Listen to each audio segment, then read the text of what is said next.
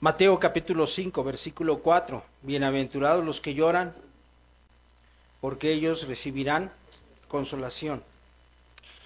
Francisco, de 65 años de edad, veterano de la guerra, hombre recio y duro, luchó por su vida navegando en una balsa, recorriendo esos rápidos, junto con su hijo y su nieto. De repente la balsa dio contra una afilada roca y estalló. Los tres hombres cayeron en las turbulentas aguas. Francisco tenía una clavícula fracturada y la mano izquierda casi seccionada. No supo más de su hijo ni de su nieto. Cuando lo recogieron, se lo llevaron al hospital. Todo el tiempo estuvo sollozando, orando, pidiendo: Señor de los cielos, sálvame a mí y sálvalos a ellos. No supo qué había pasado con su familia. Lo intervinieron, lo hospitalizaron, lo sedaron y posteriormente, cuando despertó, vio a su hijo y a su nieto. Y este hombre, que nunca había llorado en su adolescencia y mucho menos de adulto, que había endurecido su corazón, en ese momento soltó las lágrimas, acercó a su hijo y le dio el primer beso que le había dado en su vida. Y le dijo: gracias a Dios por tu vida. Quiero preguntar, ¿sería suficiente ese lloro para que a este hombre duro hiciera cambios definitivos en la vida, en su vida? ¿O sería nada más un llanto que se hizo por un momento y después un llanto inútil? Hay varias clases de llanto: el llanto inútil y el llanto útil. Vamos a ver que el lloro inútil lloran por dolor ante las pérdidas terrenales. Todos, muchos, llegan a llorar por la partida de un ser querido, por la pérdida de un trabajo, por la pérdida monetaria. Otros lloran por no haber podido satisfacer un profundo deseo, una expectativa que nunca cumplieron, no lo ascendieron, y quizás haya un lamento, o la mujer que llora continuamente porque no fue el esposo que esperaba. O llorar por las consecuencias del pecado, no por el pecado en sí, sino por las consecuencias. Otro tipo de lloro inútil es llorar creyendo que al hacerlo se podrá conquistar el favor de Dios. Y mientras más llore, más Dios me escuchará. Pero en realidad es un lloro convenenciero. Pero hay un lloro útil. Hay quienes lloran porque saben que en su conducta han deshonrado a Dios y a su reino. Tienen la conciencia de que no han hecho bien las cosas ante Dios y eso les produce profundo dolor. Hay quienes reconocen su miseria espiritual y reconocen que merecen ir al infierno y saben que solo por la misericordia de Dios pueden ser rescatados, porque sus pecados y sus obras nada compensará. Y hay quienes lloran debido a los pecados de otros y son sensibles al dolor del otro y al dolor de Dios, porque Dios es un Dios que sabe llorar. Jesús presenta los principios del reino y, en segundo lugar, después de bienaventurados los pobres de espíritu, está presentando bienaventurados los que lloran, porque ellos recibirán consolación. Y creo que esto es algo inusual que haya dicho esto Jesús, pero si él lo dijo y lo pone en segundo lugar es porque es muy importante. Creo que nadie se despide de una persona diciéndole: y deseo que llores. O sí, alguno de ustedes lo hace. En realidad nuestros deseos son deseos de alegría, de prosperidad, de bendición buena, a la buena diríamos. Pero quizás deberíamos cuando menos de orar, porque hay quienes necesitamos llorar. En el fondo, muchos de nosotros necesitamos saber que Dios desea nuestro llanto, un llanto útil. En la Biblia tenemos varios ejemplos del bien que puede producir un lamento, un llanto profundo. Tenemos a Adán y Eva. ¿Ustedes conocen a Adán y Eva? Los tenemos ahí en los primeros capítulos de la Biblia. El llanto por los costos del pasado. ¿Puedes cambiar, por favor? El llanto por los costos del pasado. Adán y Eva fueron la primera pareja humana, ¿verdad? Y ellos salieron del paraíso. ¿Por qué salieron del paraíso? Por la desobediencia. Y se perdieron de una gran herencia de bendición, tener continuamente la presencia de Dios y estar bajo la protección y en ese hermoso lugar que Dios había puesto. Ellos salieron y Dios le dijo a Adán, ahora comerás el fruto, el fruto de tu trabajo será, pero entre espinas y cardos. Y a Eva le dice, llorarás por los hijos que tengas, ahora llorarás. Pero podemos revisar que esta pareja salió del paraíso y si había un llanto, ese llanto fue un llanto silencioso, porque no lo vemos. Llegan dos hijos, Caín y Abel.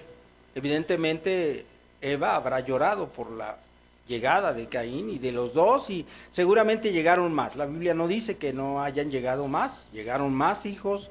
Por eso Caín cuando se va de ahí se casa con una hermana, no había otra forma y entonces hay descendencia. Pero Caín y Abel, quizás los papás se alegraron porque los hijos salieron buenos, sí, me salieron muy buenos, los dos prosperaron, miren, uno se graduó de agricultor y el otro se graduó de pastor de ovejas. Y los dos son exitosos, son buenos hijos, estoy contento. ¿Y qué pasó después? Los dos se preguntaron, hubo en su corazón el deseo de adorar a Dios, no lo habían hecho, por eso no sabían cómo adorar a Dios. Uno presentó el producto agrícola, y lo fue y lo presentó ante Dios, y otro presentó de lo mejor de los borregos.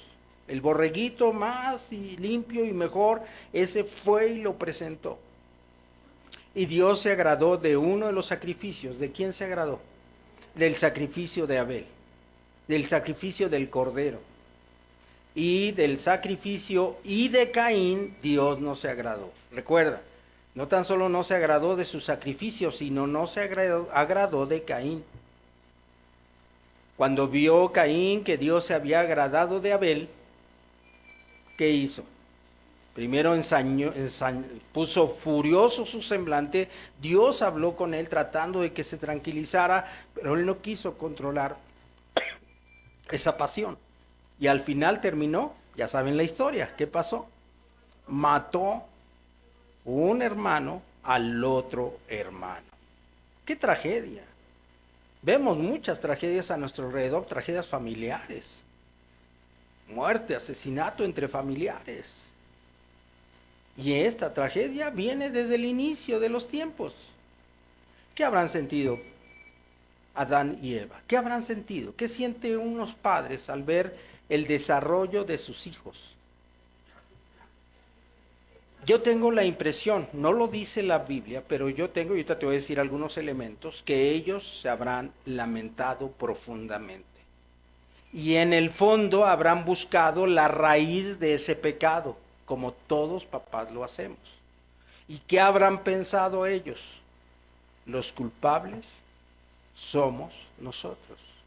Porque si algo no habían hecho, porque había cosas que sí habían hecho, habían infundido en los hijos el carácter de sal adelante, tú puedes, vamos, sí puedes hacer la tierra, y tú, Caín, ándale la tierra, y Abel, ándale el pastor de ovejas, te gustan los animales, ándale.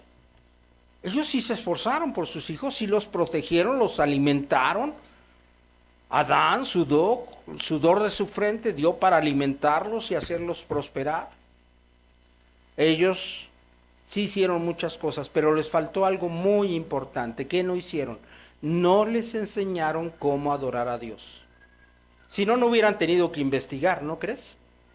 Caín hubiera sabido cómo es el medio a través del cual se adora a Dios, a través del sacrificio de un cordero. Pero ellos no sabían. ¿Quién fue el culpable de no saber? Adán y Eva. Por lo visto ellos no supieron. Y seguramente es un llanto que ahora han de haber pasado. ¿Quién no lloraría por la muerte de un hijo? ¿Quién no llora cuando un hijo sabe que está en malos pasos? Que no se lamenta por la situación que pasa nuestra descendencia. No se diga nuestros hijos, puede ser un hermano, puede ser alguien. Ese llanto por nuestro pecado, ese llanto por pensar en la bendición que no pudimos dar y que no quisimos dar, producto de nuestro orgullo y nuestra soberbia. ¿No habrá un llanto ahí profundo en los papás? Que ahorita sí ya se estaba corriendo el velo de la realidad de a dónde había llevado su ateísmo, su visión. Cuando ellos crezcan decidirán como quieren. ¿Has escuchado eso? Cuando ellos crezcan ellos decidirán. Y mientras, no, yo aquí en el fútbol.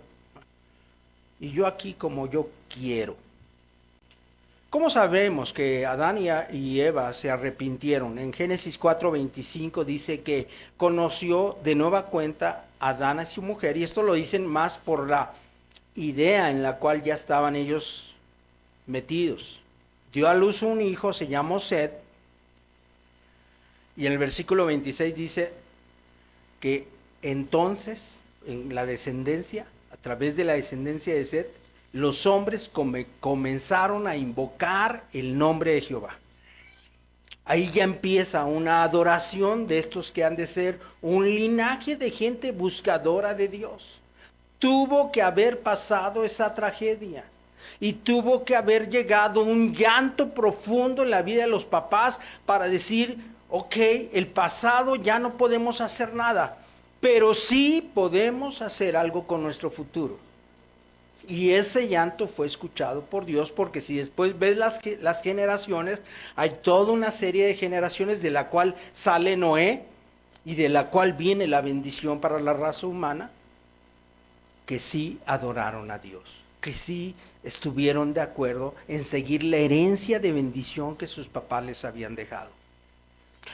Pero para que hubiera esta nueva línea en sus vidas, tuvo que haber una clara conciencia de lo que habían hecho mal con sus hijos, lo que habían hecho muy mal con sus hijos. Y no necesitas esperarte para pensar en tus hijos y en tus nietos cómo van a ser, sino ya ahorita, cómo estás siendo tú, qué estás llevando hacia los tuyos. Estás llorando y lamentando las cosas que no has hecho bien y que al final llevarán un producto de muerte en tu siguiente generación. Bienaventurados los que lloran, porque ellos serán consolados. Bienaventurados los que tienen un corazón, saben, conocen el temor de Dios, saben la importancia desde ahora de estar en ese llanto por las cosas que no desde ahorita no estamos haciendo bien. Por otro lado, vemos un llanto en la Biblia. Hay muchos llantos, ¿eh? La Biblia está llena de gente llorona, que llora. Moisés no habrá llorado en el lamento de 40 años en el desierto por haber asesinado a un hombre. Después el Moisés que posteriormente escribía y no matarás. Y después en Levítico señalaría, y el que matare será ojo por ojo y diente por diente y morirá. Ese mismo que sabía que merecía la muerte, ¿no habrá lamentado esa mala decisión de haber asesinado a un soldado egipcio? Tenemos en Ana, repite conmigo, Ana, llorando por los costos del no futuro. Ella lloró, no por su pasado, sino por lo que vendría en no tener un futuro, porque no tenía un hijo, dice. En 1 Samuel capítulo 1, versículo 5, señala que Ana, casada con su esposo, el esposo le amaba, pero no podía tener hijos. Y su esposo, ¿cómo se llamaba su esposo? No, de Ana y Elcana. Estaba casado en esas épocas, había varios matrimonios. Acuérdate que todavía estaba muy desordenado el pueblo de Dios. Y dice que su rival la irritaba, enojándola y entristeciéndole porque era estéril. y que cada año subía al templo. ¿Qué subiría a pedir al templo? Dame un hijo, dame un hijo, dame un hijo. Y dice la escritura que ella en amargura, amargura. ¿Qué significa la amargura? Enojo contra sí misma, contra su destino, contra todo. Su dolor gravitaba y continuamente cada año lloraba, pero lloraba en un llanto inútil. Un llanto inútil. ¿Por qué? Porque decía, no tengo hijo, dame ese hijo, si yo tengo ese hijo seré feliz. Y si alguien le preguntara, ¿y por qué serás feliz? Porque mi esposo será feliz. Y luego, pues porque así será feliz y entonces yo seré feliz. Toda su oración giraba en torno a ella misma, ella misma, ella misma. Por mí, por favor, Señor, sí, sí, hazme. Pero ahora en esta ocasión, porque dice, cada año lo hacía, pero en esta ocasión, versículo 10, dice, con amargura de alma oró a Jehová y lloró abundantemente. Ya no oró diciendo, hazme feliz, hazme feliz, hazme feliz a mi esposo, dejarán de burlarse, dame, dame, dame, dame. Ella ya no oró así. De su amargura egoísta, algo pasó en su interior que Dios le permitió revelar la realidad de con quién estaba platicando. Y su clamor ya no fue un clamor egoísta, fue un clamor de propósito. Le dijo al Señor, lo que me des es para tu gloria. ¡Wow! E hizo voto diciendo, Jehová de los ejércitos. Pero ¿cómo lo habrá dicho esto? ¿Cómo habrá dicho esta oración? Señor de los ejércitos, llorando, no tengo lo que yo tanto anhelaría, pero ahora, Señor, te digo que si te dignas a mirar esta aflicción y te acordares de mí y dieres a tu sierva un hijo varón, yo lo dedicaré a Jehová todos los días de su vida. Cambió su oración, su clamor egoísta, a un clamor, ya no dame, dame, dame, sino ahora un clamor de úsame, que yo sea depositaria de tu gracia, para que tu gracia glorifique tu nombre. Muchos papás retienen a sus hijos. ¿Usted conoce papás, híjole, tremendamente controladores? ¿Sí los conoce? A lo mejor es usted, ¿verdad? No lo deje salir. Y ahorita cada vez más, ¿verdad? Tenemos que ser bien cuidadosos. Los miedos. No, no, no. Lo dejas en la esquina y se lo roban. No le dejan hacer nada. Y hay bien oprimidos. Y está bien, hay que cuidarlos. Qué bueno que hay los papás que cuidan. Hay papás bien descuidados. Pero hay que tener cuidado con esos abuelitos, abuelitas, ¿verdad? Que luego, no, que se va solo. Ya están grandotes y ni saben ir a la tienda. Porque los quieren para ellos. Y si no me muero, si se me van, me muero. Es un clamor que egoísta, bien egoísta. ¿Y qué terminan haciendo? ¿Qué terminan provocando en los hijos? A ira. A ira, y lo que no quieres, ahora sí lo vas a tener. Es que no te veo, y te quisiera tener aquí, vas a ser un drogadicto, y vas a ser quién sabe quién, como fulano y perengano. Ah, no lo había pensado, pero si quieres, ahí voy, ándele pues. ¿O no actuamos así en rebeldía? Ah, eso es lo que te dolería. Ándale pues. Ok, ándale. Ajá. No, ¿cómo? ¿Cómo platicas con esos muchachos? No platiques con hombres. Ah, es que se quedan embarazadas desde niña, que quién sabe qué. ¿De veras desde niña me puedo quedar embarazada? Ah, me diste una idea. Qué bueno, papá, mamá. No hay llanto. Hay enojo, hay miedo, hay frustración, hay amargura. Pero eso no es problema de tus hijos. ¿Quién es el problema? Tú eres el problema. En mi familia hay muchos problemas. Venga, pastor, ayúdenos. Sí, ¿sabe quién es el problema? Usted es el problema. Ay, mamá, papá. Ellos tendrán sus problemas, pero no sea usted un problema. Señor, Señor, dígnate a mirar mis miedos, dígnate a mirar mis aflicciones.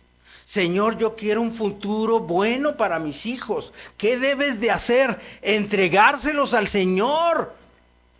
Y Señor, para eso tienes que mover mi corazón. Permíteme, Señor, llorar profundamente y arrepentirme de la manera egoísta en que he visto mi aflicción, de la manera egoísta en que veo todas las cosas. Señor, no estoy siendo de bendición para los demás, para los míos, para los que tanto amo, y al contrario, en vez de ser de bendición, soy de ¿qué? De maldición, actuando con miedo, con sobreprotección. Señor, cámbiame. ¿Y ese problema es solo de las mamás? También los papás, también los papás. No les enseñan a sus hijas, en su caso a sus hijas, cuál es la relación correcta con un hombre, porque ellos mismos no pueden relacionarse con sus hijas. Todo es a través de la mamá, o con sus hijos, todo es a través de la mamá. ¿O no? En este México nuestro, la mamá no es... ¿A quién se le festeja más? Bueno, allá aquí en esta iglesia se nos festeja más a los papás, ¿verdad? No, ¿verdad? Seguimos con ese problema, ¿verdad? Las mamás, el culto. No tenemos ya el culto a María, pero la mamá está encumbrada, ¿verdad?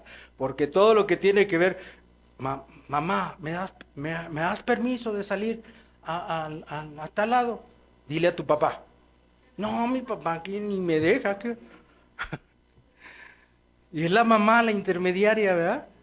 Así nos enseñaron de chiquitos, ¿o no? Así nos enseñaron. Y el papá, no, que no me voy a acercar. Igual la misma idea mariana reproducen en sus hogares, porque el papá no quiere estar en casa, no quiere apropiarse de las responsabilidades, no quiere estar cercano a sus hijos.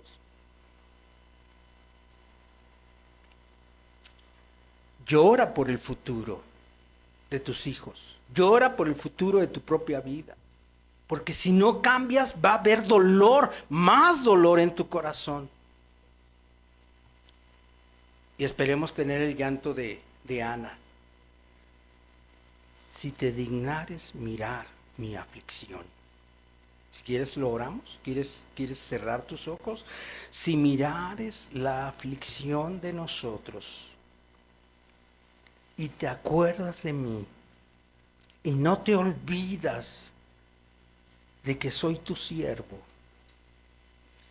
Señor, si tú me das un corazón sabio para dar bendición a los míos y actuar con sabiduría, para ser de bendición a los míos, Señor, yo te entregaré a mis hijos. Amén. El otro tipo de llanto es el llanto vicario. Vicario significa sustituto.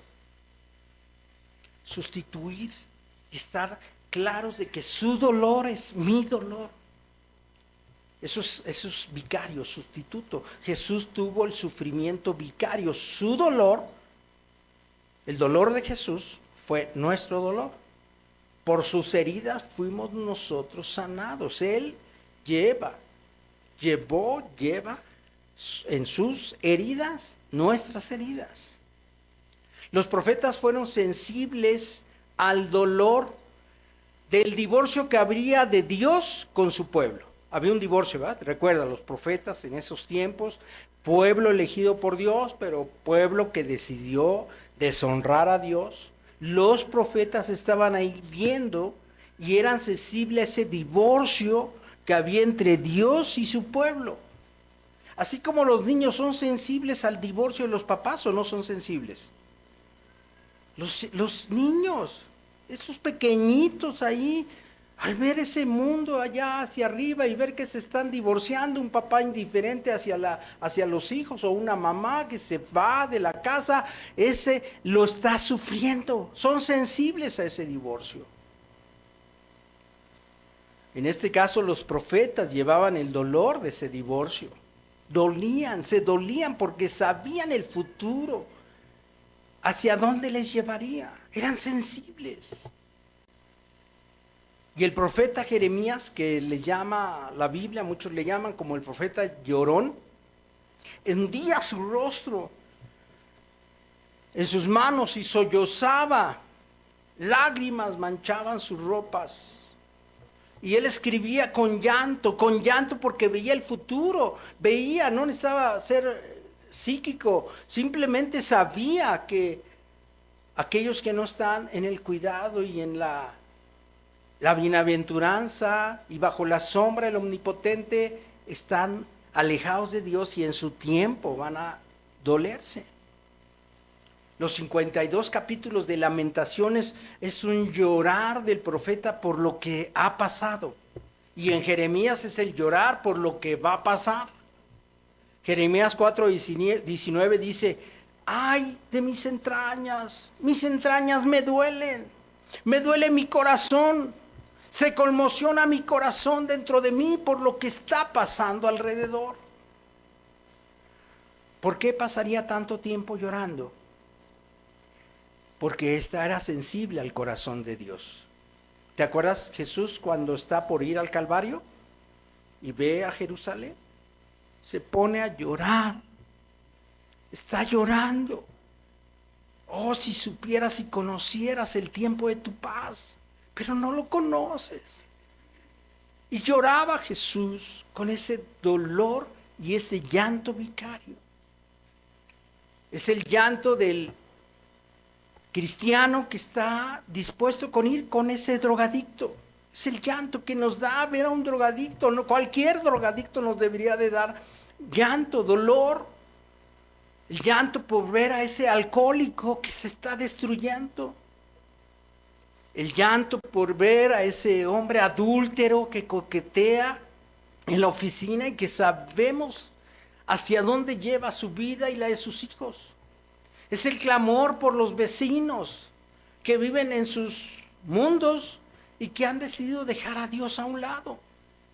Es el clamor por la población en donde Dios nos tocó ver y vivir y saber que nosotros, pudiendo ser de bendición, empezar a llorar y ser sensibles al pecado, no lo somos.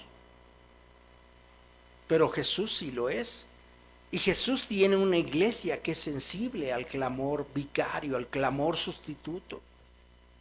Jesús en este momento que dice las bienaventuradas está ante personas que lo están siguiendo. Y Él lanza la propuesta del reino de Dios. Bienaventurados los pobres de espíritu, porque de ellos es el reino de Dios. Y bienaventurados los que lloran, porque ellos recibirán consolación.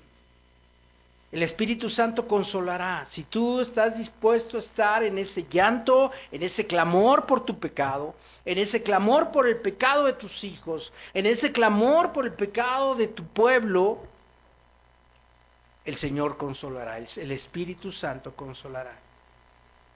Solo muévete, pídele a Dios ser sensible a su corazón. Pídele a Dios llorar. Date esa oportunidad. ¿Desde cuándo no lloras con esa sensibilidad a tu propio pecado, a la historia que estás fomentando en los que están a tu alrededor, al pecado del futuro que podría ser y que no ha sido porque el mucho no te has arrepentido, y el pecado que te rodea? Y por lo cual va a haber mucho sufrimiento y mucha destrucción en aquellos que Dios ha puesto a tu lado y que necesitan que tú llores. Estos serán consolados, porque la sangre del Señor y el poder limpiador del Espíritu Santo llenará sus vidas. Serán consolados, porque en el Señor Jesucristo tendremos la seguridad de su gloriosa presencia para darnos un nuevo reino. La manera de subir en el reino de los cielos es como un peldaño. Acepto mi pobreza de espíritu, acepto mi dureza de corazón y acepto la necesidad del cambio. Acepto la necesidad de llorar. Acepto la necesidad de dolerme por mi pecado y por el pecado del prójimo. Los que siguen riendo se lamentarán. Y bien lo dijo el Señor Jesús. Ay de los que ríen, porque se lamentarán. Pero los afligidos cantarán con gran bendición. Nuestras aflicciones son bendecidas, pues son nuestro punto de contacto con nuestro Consolador. Vamos a inclinar nuestro rostro. Amado Dios, Señor nuestro, ponemos ante ti la necesidad de que cambies nuestro corazón y quites el corazón de piedra y pongas un corazón vivo, sensible. Pedimos el poder de tu Espíritu Santo para que conmuevas nuestras vidas, pero a veces nosotros oponemos tanto a tu palabra que tarda tiempo en que germine, porque no es buena la tierra. Señor, que sea buena esta tierra, nuestro corazón, que sea suficiente lo que sufrimos y el pecado en el que nos movemos, en nuestra obstinación y dureza, para que, Señor, lloremos, seamos sensibles a ti. Pon tu corazón, Señor Jesucristo, perdónanos, y que tu Espíritu Santo nos convenza en esta semana de pecado, de justicia y de juicio. Señor, bendigo en tu nombre a mis hermanos. Que sea tu presencia y el poder de tu Espíritu transformando vidas. En Cristo Jesús. Amén.